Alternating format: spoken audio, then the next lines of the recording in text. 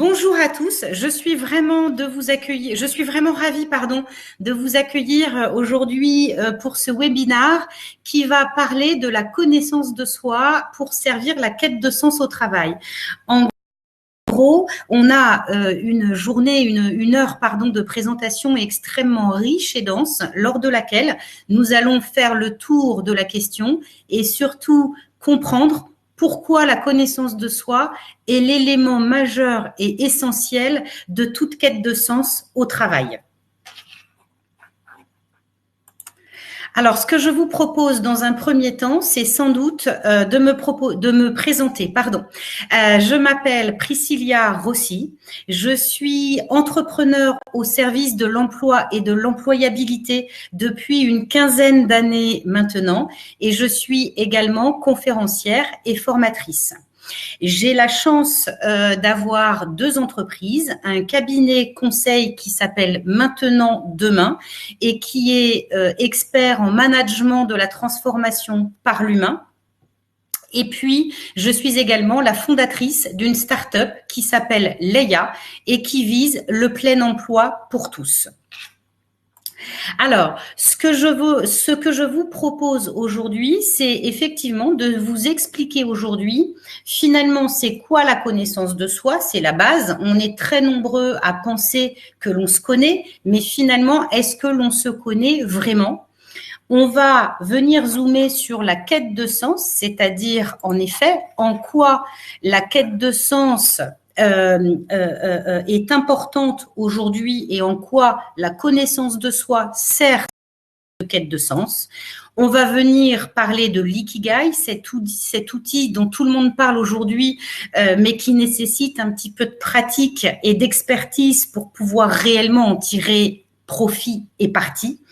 Et puis, je vous présenterai un certain nombre d'ateliers qui peuvent vous inspirer et vous permettre d'aller plus loin.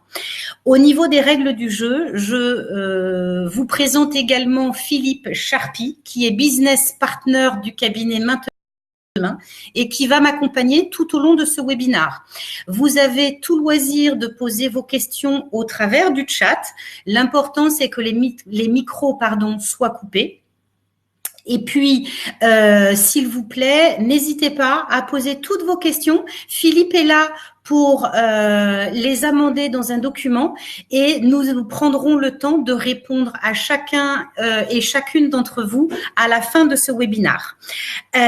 Vous aurez également la possibilité, si vous souhaitez aller plus loin, de fixer un rendez-vous avec moi, individualisé, au téléphone ou même physique, si vous souhaitez qu'on en parle. Alors, je vais rentrer dans le vif du sujet et je vais commencer évidemment à vous parler de Jung.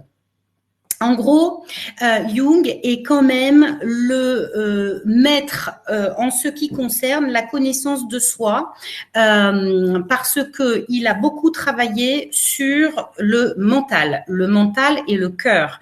Là où il est un disciple de Freud, psychothérapeute, qui était plutôt dans des psychanalyses orientées sur le lien maternel, le lien enfant-adulte et puis aussi le lien avec la sexualité. Jung a dépassé ceci pour aller très clairement au plus profond de la connaissance de soi.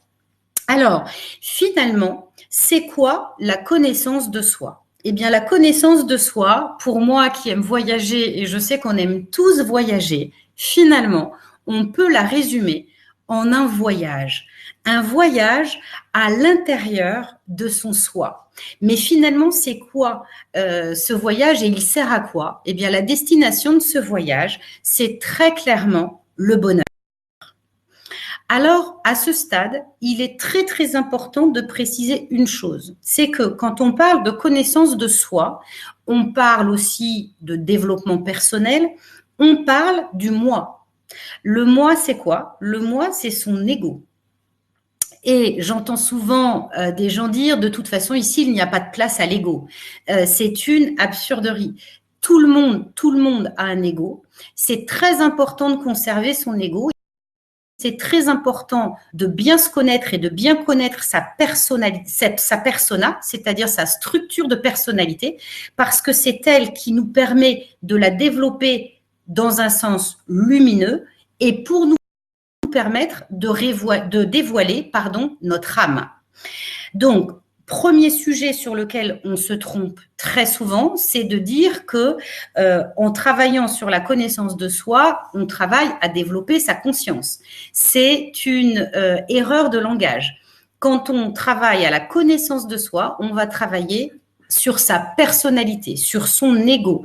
Et bien se connaître, bien connaître son ego, c'est la possibilité aussi d'aller travailler sur son but de chemin de vie.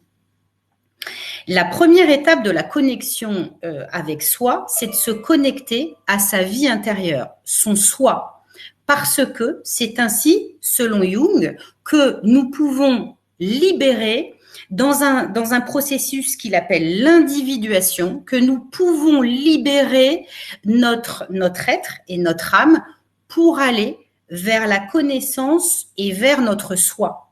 Alors finalement, c'est quoi la différence ? Eh bien, la différence, c'est le conscient et l'inconscient.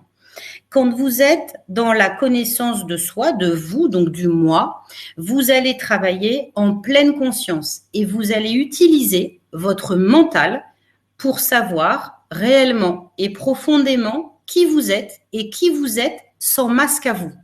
Ça, c'est important et je vais revenir dessus. Alors que le soi, quand on a travaillé ce principe d'individuation, il est inconscient. Il est inconscient et il est totalement décorrélé du mental. Et donc, le soi, bien souvent, ce que l'on constate, c'est qu'il vient frapper à notre porte de plus en plus. Et on constate, quand on est finalement face à un manque d'alignement entre ce que l'on est et ce à quoi l'on aspire, c'est qu'on a déjà travaillé à développer sa personnalité et puis que du coup, la conscience, elle vient frapper en disant « Mais Priscilla, est-ce que tu es sûre d'être à ta place? Est-ce que tu es sûre d'avoir trouvé ta place? Dans telle situation, tu t'es pas sentie à l'aise? Et pourquoi? Et pourquoi? Et pourquoi ?» Et là, c'est très clairement qu'à un moment donné, vous faites le chemin pour aller de votre personnalité égotique à ce qu'on appelle le but de chemin de vie. Le but de chemin de vie, c'est ce pourquoi vous avez été mis au monde. On a tous été mis au monde pour une raison extrêmement particulière. Il s'agit de le trouver. Et comment on fait pour le trouver? En travaillant sur sa personnalité sans mensonge à soi. Ça, c'est le travail de toute une vie. Pourquoi? Parce que on a tous des biais cognitifs. Ça veut dire que de par notre construction, de par notre essence, en général de 0 à 6 ans, on est construit autour de valeurs qui nous sont éduquées, qui nous sont inculquées, pardon. Et donc, on se construit des couches et des couches et des couches de masques. Et d'ailleurs, ce qui est assez intéressant, c'est qu'en étymologie, la persona, c'est le masque. C'est le masque que portaient les acteurs, les comédiens lorsqu'ils étaient sur scène. Tout le travail de la connaissance de soi, c'est pas de savoir qui je suis, c'est de savoir quels sont mes biais cognitifs qui m'empêchent de révéler réellement ma personnalité lumineuse. Et une fois que j'ai fait ce travail, alors en effet, je peux, selon Jung, aller dans un processus d'individuation. Alors ce processus d'individuation, c'est le processus qui fait qu'effectivement, j'arrive à apporter un regard positif à la fois sur mon moi et à la fois sur ce pourquoi, ce qui fait réellement sens pour moi dans mon inconscient. Et cet inconscient, finalement, il est sublimé par une conscience qui vient frapper. Alors aujourd'hui, ce qui est plutôt agréable et intéressant, c'est que les sciences et les religions s'accordent sur ces théories-là. Le seul point de divergence, il appartient à la conscience. Je ne suis pas scientifique pour avoir un avis et un parti pris affirmé. Sachez que d'un point de vue religieux, on considère que la conscience, elle est incarnée à l'intérieur du corps. En revanche, dans un prisme scientifique, et surtout quand on parle de mécanique quantique, on considère que cette fameuse conscience, elle gravite tout autour de vous, de nous et dans l'univers, et qu'elle est donc désincorporée et elle crée un certain nombre d'énergies. Voilà, une fois qu'on a fait ces présentations, au niveau des outils de la connaissance de soi. Au niveau des outils de la connaissance de soi, on a différentes choses à travailler. Premier point, c'est vraiment d'aller travailler sur le cerveau. La base du travail de la connaissance de soi, c'est le cerveau. On a tous un hémisphère droit, on a tous un hémisphère gauche, on a tous un hémisphère haut, on a tous un hémisphère bas. Mais on a, en fonction de qui nous sommes, en fonction de notre personnalité, encore une fois, on a des profils qui sont plutôt à droite, donc des cerveaux dits droits, et on a des gens qui sont plutôt des cerveaux dits gauche. Voilà. Le cerveau droit, c'est le cerveau des émotions. C'est le cerveau, de la créativité, de l'expression de soi, de la sensibilité. Le cerveau gauche, c'est plutôt le cerveau, à l'opposé, mathématique, scientifique, rigoureux. Alors, quand on est un cerveau droit, ça ne veut pas dire qu'on ne développe aucune appétence aux mathématiques, à la méthode ou à la logique. Ça veut dire que, naturellement, dans nos réflexes dits primaires, on va aller plutôt sourcer et chercher notre énergie dans notre cerveau droit, donc dans notre sensibilité, dans notre créativité et dans un côté plus affectif. Et puis, quand on est à gauche, on va faire la même chose, strictement à l'inverse. Et puis, on a des profils plutôt en haut et des profils plutôt en bas. Ce qu'il faut dans ces cas-là, c'est de corréler ceci avec ce qu'on appelle l'assertivité en communication. Ça veut dire que, bien souvent, quand vous êtes un cerveau plutôt en haut, ça veut dire que vous allez avoir un mode de communication assertif, voire très assertif. Et que si on fait un lien avec de l'analyse transactionnelle, vous serez plutôt dans un mode de communication que l'on appelle adulte ou parent. Et quand vous êtes dans un cerveau dit bas, vous allez être plutôt dans un mode de communication que l'on va appeler enfant en analyse transactionnelle. Une fois que vous avez fait ce premier travail pour savoir si vous êtes plutôt à droite, plutôt à gauche, plutôt en haut, plutôt en bas, vous avez différents outils qui existent. Alors, j'en ai retenu 2 aujourd'hui parce que, selon moi, ce sont les outils qui sont les plus simples, les plus accessibles, pardonnez-moi, et les plus efficaces. Le premier outil dont j'aimerais vous parler, il s'appelle ProcessCom. Le ProcessCom, ça fait rire Philippe parce que il l'a passé et on l'a longuement débriefé. Le ProcessCom, pourquoi j'aime cet outil? Parce que d'abord, il est simple à comprendre et puis il est simple à auto-diagnostiquer. Donc, en gros, on a 6 archétypes. On a l'archétype du persévérant, du travaillomane, de l'empathique, du rebelle, du promoteur et du rêveur. C'est un travail que l'on peut faire aussi bien à titre personnel qu'un travail que l'on peut mettre en œuvre dans une entreprise pour mieux interagir avec les autres. Parce que c'est ça l'intérêt de la connaissance de soi. Donc, à partir du moment où on a trouvé finalement la construction de son immeuble, de sa maison, il existe plus de 4000 combinaisons possibles. Eh bien, ce qu'il faut retenir, c'est que les 2 premières couches sont extrêmement importantes. Votre couche qu'on appelle en rez-de-chaussée, donc sur mon schéma, on va voir que c'est le persévérant. Cette couche-là, vous l'avez acquise à vie et quelque part, c'est vraiment cette transmission, ce patrimoine éducatif qui vous l'a transmis.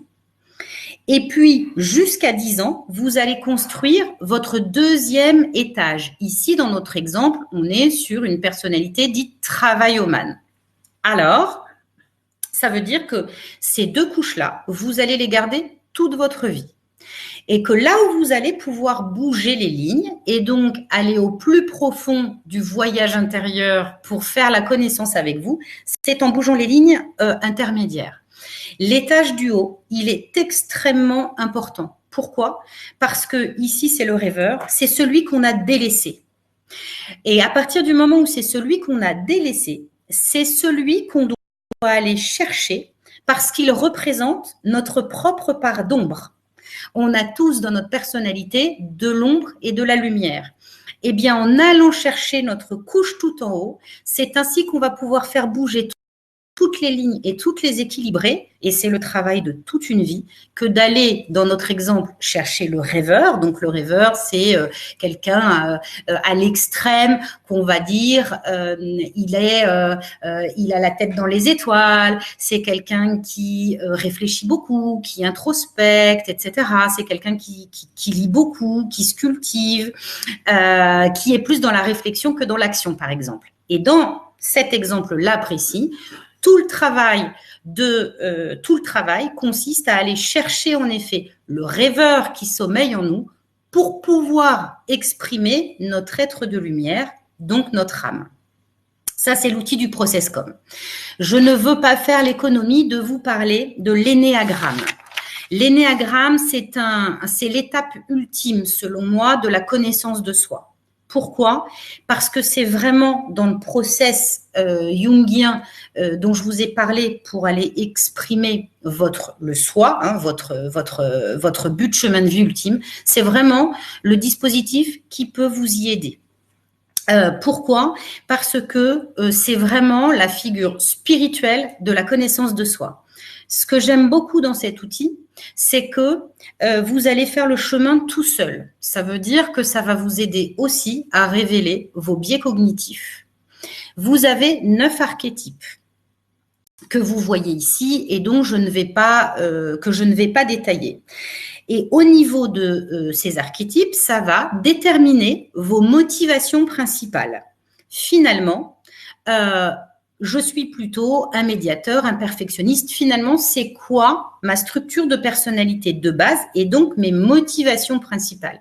C'est ça qui est vraiment exceptionnel avec l'énéagramme, c'est qu'on voit toujours le côté lumineux de l'individu. Et puis aussi, ça va vous permettre de regarder sans mensonge à vous, comment vous réagissez quand vous êtes dans un système d'évitement. Si on prend l'exemple qui est ici, imaginons que vous soyez 2, donc altruiste. Du coup, ça veut dire que dans votre construction telle que vous l'imaginez, vos motivations principales se retrouvent dans la définition de l'altruiste. Quand vous travaillez dans votre être de lumière, vous allez vers le 8, ça veut dire vers le leader, le chef, le puissant, le courageux. Mais quand vous êtes 2 et que vous avez le sentiment de ne plus être aligné avec vous, alors vous basculez en 4.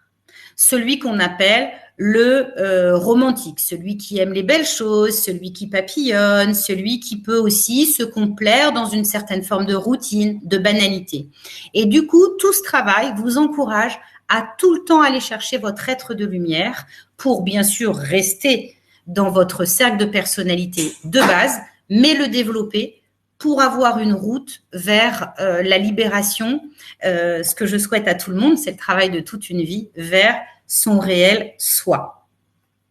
Alors, vous l'aurez compris, une fois que je me connais et que je me connais vraiment sans mensonge à moi, sans biais cognitif, etc., je vais avoir beaucoup plus de certitude sur ce que je veux devenir et sur ce que je veux faire. Et de plus en plus, quand je vais aller travailler sur ma route du soi, donc ma conscience qui va venir frapper, à un moment donné, il se peut qu'on ne se sente plus du tout à sa place dans l'environnement dans lequel on évolue.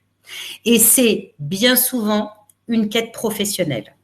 Alors, c'est en ça que la connaissance de soi permet à la fois de se réconcilier avec soi. Je rappelle toujours dans mes ateliers que la seule personne avec qui l'on vit toute sa vie, c'est soi et personne d'autre.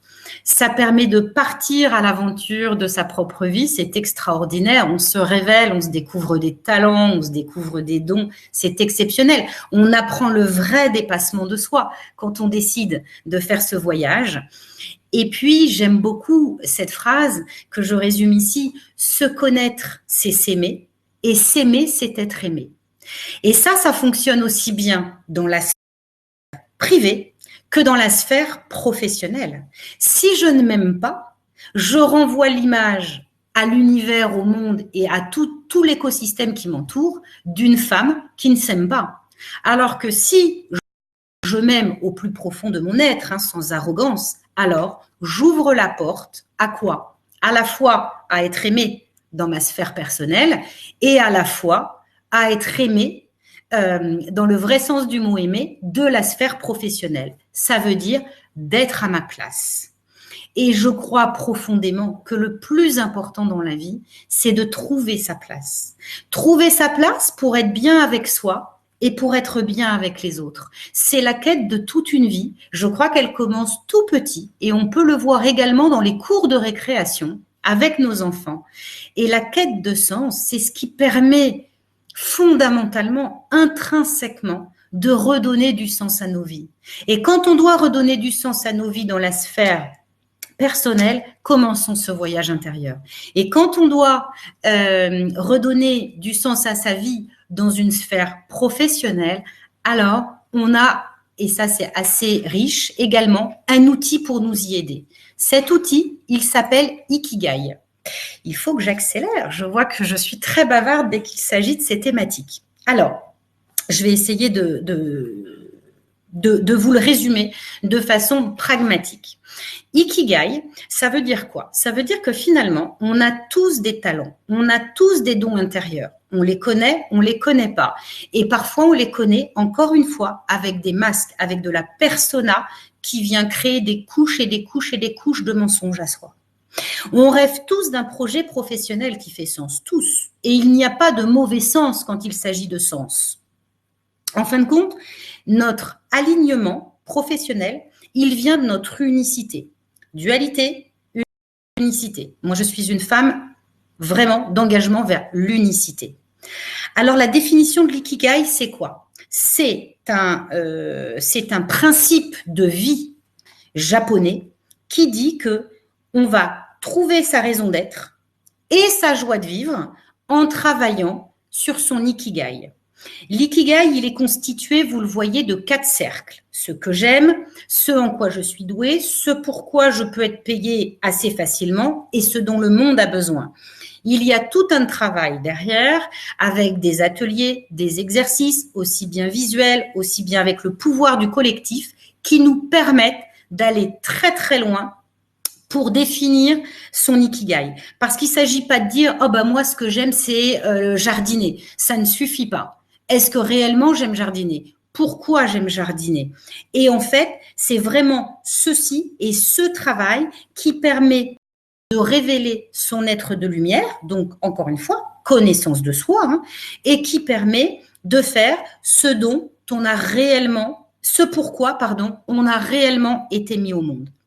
Alors, quand on regarde bien, ce que j'aime, ce en quoi je suis douée, ça veut dire c'est ma compétence, hein, on the job, et ce pourquoi je peux être, quelles sont mes compétences que je peux monnayer assez facilement, ça, on doit aller le chercher à l'intérieur de soi. Et ce dont le monde a besoin, alors là, on est à l'extérieur de soi.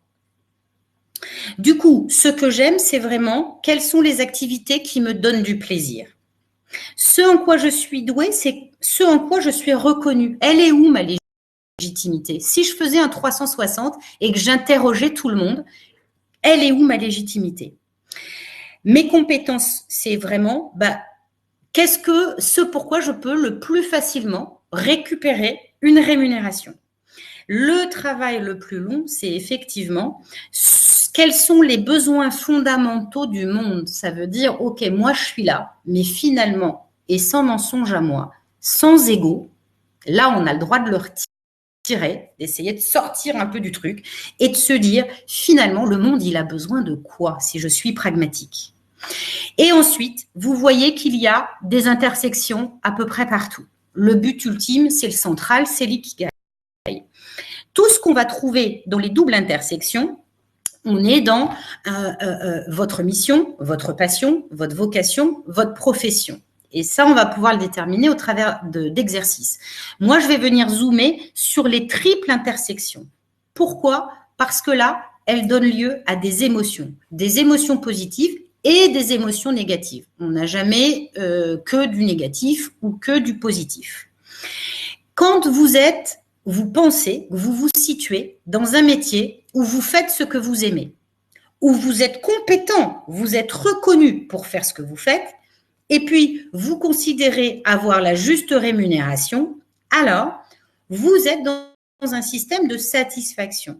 Mais bien souvent, c'est à ce moment-là que vous avez, vous, un sentiment intérieur d'inutilité, et que vous êtes titillé par cette espèce de conscience qui vous dit « mais j'ai pas d'impact. Finalement, ce que je fais, ça fait un peu chou blanc à l'échelle de la planète. » Quand vous êtes vous vous situez dans un cercle où vous êtes compétent, ça veut dire que voilà, vous avez la légitimité en poste, vous êtes rémunéré à cette juste valeur et vous avez une utilité qui vous dépasse, qui dépasse votre ego, donc qui vient servir le monde. Alors là, vous êtes dans une situation plutôt confortable, mais pour le coup, émotionnellement, vous ressentez un vide intérieur parce que c'est très, très beau. Vous êtes super compétent, mais finalement, c'est un peu, j'aurais voulu être un artiste. Finalement, vous faites pas ce que vous aimez. Quand vous êtes rémunéré correctement pour ce que vous faites, que vous servez une utilité qui est au-delà de vous et que vous faites ce que vous aimez, c'est super, il y a beaucoup d'excitation en règle générale, mais souvent les émotions qui viennent au fil des semaines et des mois, c'est le doute et l'incertitude.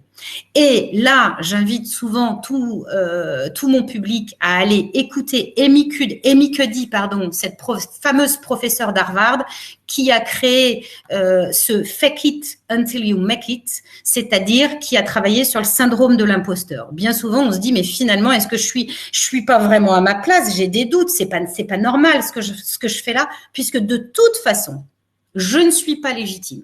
Encore une fois, c'est ce que vous ressentez vous.